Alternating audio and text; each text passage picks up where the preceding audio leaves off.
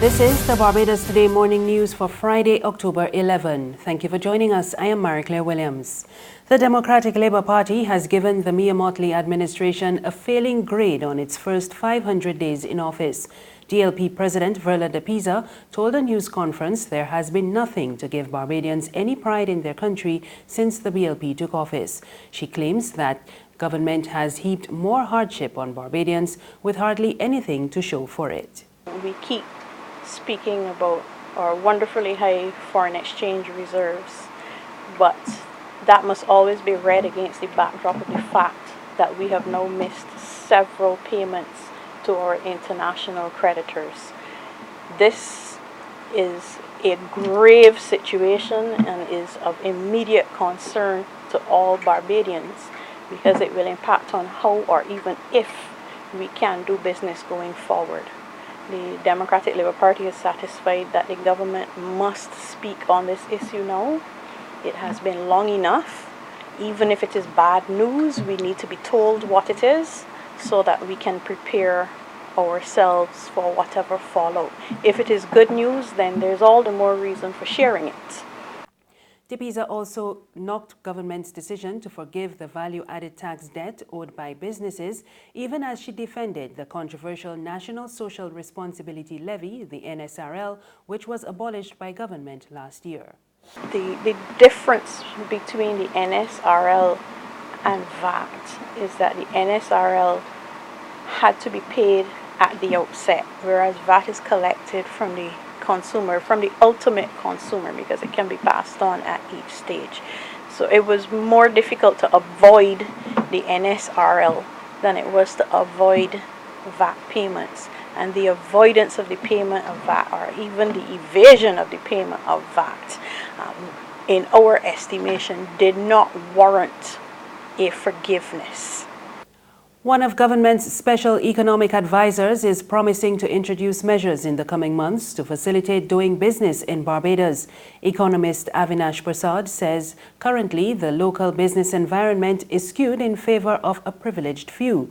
He added that along with a lack of new financing models, it is also contributing to a lack of entrepreneurial opportunities for Barbadians. The Doing Business report of 2019 ranked Barbados 132nd out of 190 economies. That was 3 spots below its 2018 position. Former workers of the Caribbean Broadcasting Corporation will have to wait a bit longer to secure thousands of dollars owed to them in pension payments. They staged a demonstration in early September to vent their frustration. But following a meeting with management this week, they now say they are willing to wait. Kareem Smith has the details. Barbados Today understands management acknowledged the workers' right to their money for the first time since news of the situation broke. They also reportedly explained the corporation's statutory fund deficit severely restricted the corporation's ability to fulfill its obligations under the CBC pension plan. Consequently, Minister of Information, Broadcasting and Public Affairs Senator Lucille Moe has reportedly promised to take the matter to Cabinet for the necessary financial assistance. Last week, Peter Thorne, spokesman for the workers, indicated a resolution to the matter would have been announced on October 9th after a previous September 30th deadline for resolution was bypassed. Initially, the 24 affected employees claimed CBC had never acknowledged their right to early retirement under the Occupational Pension Benefits Act, although the Financial Services Commission had previously affirmed the ex-workers' position. Aside from Senator Moe, Wednesday's meeting featured CBC's recently appointed chairman, David Leacock, general manager Sherwood McCaskey, Peter Thorne, and 5 of the affected former workers. According to Thorne, the discussions lasted over 2 hours, and workers were satisfied all reasonable measures are being taken to rectify the issue. Kareem Smith for Barbados Today. The Barbados Nursing Association is pressing for the settlement of outstanding payments for temporary nursing staff. In a statement issued Thursday, the association said the matter was referred to Prime Minister Mia Mottley over a month ago. President of the nursing body, Joanna Waterman, told Barbados Today there is need for political will to resolve what she describes as an untenable and uncaring issue. She added that the association will continue to monitor the situation until it is resolved. The BNA has also taken issue with the official figure given on the nursing shortage on the island. It said migration of nurses remains high and the manpower shortage stands at 590 based on a strategic plan for nursing personnel over a 5-year period up to 2018. There's regional and international news after this short break. It's Festive Friday at the Bridgetown Night Market at Pelican Craft Center. Kick off the weekend this Friday from 4 p.m. to midnight with loads of food, drinks, and entertainment. Get ready for Crop Over with the Rhythm Roots Street Parade. Party like it's Kadooman Day on the street around Pelican Village with costume reveler, music, and more. It's Festive Friday. It's Festive Friday at the Bridgetown Night Market at Pelican Village Center from 4 p.m. to midnight. Admission free.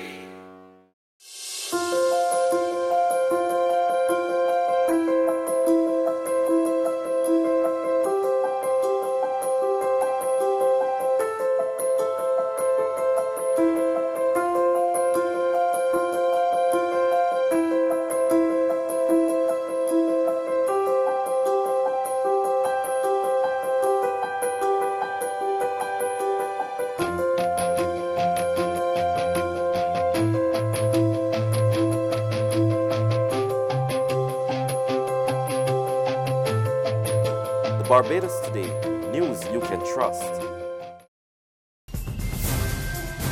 Thank you for staying with us. We go to regional news, and the chairman of Guyana's National Insurance Scheme, John Serum, says they are facing huge uncertainty with regards to financial sustainability. We get more in this report from Newsroom Guyana. He said that at the end of 2018, the NIS had an asset portfolio of $34 billion, 87% or $29 billion of which represented its investments. He said the income returned on investments in 2017 was 3.7% and it declined in 2018 to 3.2%. This entire portfolio needs to be readdressed with a view to obtaining more lucrative returns. He said the board has approved the hiring of a consultant in the coming months to deal with these matters. The NIS, he said, is looking to invest its money where it can get a lucrative return in the interest of keeping the scheme going, since its net profit has been on the decline. With prompt and highly accurate financial information available, both the board of directors and the executive management have been assessing where NIS's financial viability is from its 30th of June 2019 financial statements. The NIS is currently celebrating its 50th anniversary. Seram said maintaining financial sustainability is now a priority issue. And on the international scene, an estimated 2 million people in California are without electricity after the utility company cut power. This is the largest power outage in the state's history, and it is meant to prevent the spread of wildfires. Pacific Gas and Electric says they're starting to restore power in areas where the weather is improving. That's news, but for the very latest, you can visit our website, www.barbadostoday.bb. You can also subscribe to our e-paper, email updates, or like us on Facebook and sign up for our breaking news alerts via WhatsApp. We're also on Izumi Media in bus terminals and Screenplay at supermarkets and gas stations near you. You can also find us on Mix 96.9 FM and Capital Media HD 99.3 FM. I am Marie Claire Williams. Good morning.